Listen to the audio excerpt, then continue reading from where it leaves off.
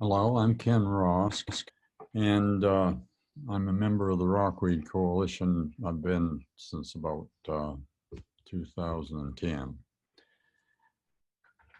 Carl and I, as he says, were raised on the shore of Passamaquoddy Bay in the 1940s and 50s. Almost every day we explored along the beach down behind the house and watched the teeming wildlife, seals, porpoises, ducks, loons, ospreys diving for flounders, and gulls everywhere. Starfish and shellfish so common you had to watch your barefoot steps. Schools of herring flowing along the shoreline and through the seaweed. Factories from Lubec to Robinson busy packing them into cans. For several years, blue whales visited the bays around Eastport. A good time and a good place to be living, plenty of food and space for people and wildlife. No one seemed to think it could come to an end. After high school, I left for the military college and 30 years teaching political science with an emphasis on environmental studies. Annual visits to Maine confirmed what I witnessed elsewhere in the nation and world, a steady disappearance of wildlife. By the 21st century, on the beaches where we played, you could no longer find a single starfish or urchin. You could look out over a bay and not see a single gull. The sardine factories had nearly all closed, and lobstermen couldn't find enough herring for bait.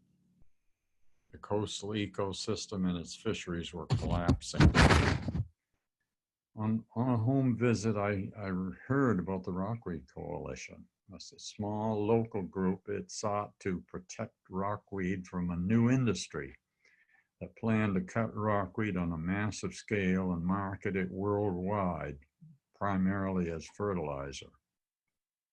The problem, said the coalition, was that rockweed is key habitat, the place where 100+ small creatures provide food for or grow up to be commercially important species, including lobsters, scallops, cod, and herring.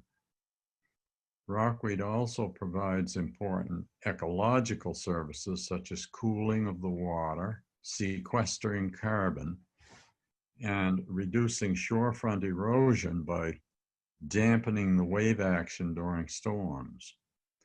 If even half of this were true, I figured, the industrial scale escalating removal of rockweed would be a dreadful idea. Pounding nails in the coffin of Maine coast fisheries and wildlife. So I joined the Rockweed Coalition. And in 2009, the Rockweed Coalition helped pass the law in Cobscook Bay, partly protecting conservation lands from commercial rockweed harvesting. The Department of Marine Resources, that's DMR, then launched a plan to manage rockweed cutting statewide and to phase out the Cobscook protections. In deliberations that heavily supported harvesting, it came up with no recommendations for protected areas. Meanwhile, permits to cut continued upward despite the state's official opinion that ownership of the rockweed was unsettled law. That meant that if rockweed were to be protected, someone would have to file a lawsuit and see it through the Maine Supreme Court, a lengthy and costly undertaking. To me, the flow of Maine law indicated ownership of rockweed by the landowners on the shore.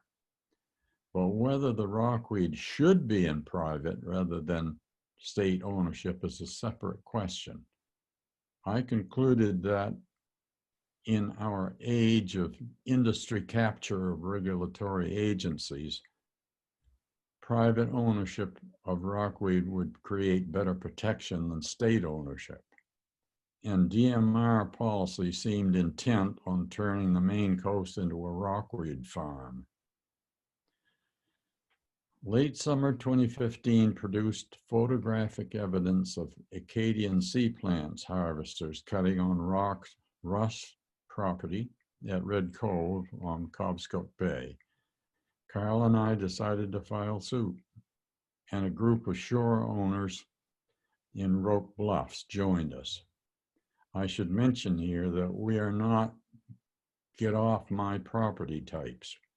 We regularly welcome clammers and wrinklers to cross or park on our land to do their harvesting. We know that fishing folks work hard for a living, but we also know that few fishing jobs will be left if we continue to deplete the ecosystem. So we hired an excellent lawyer, and we've been fully satisfied with his work.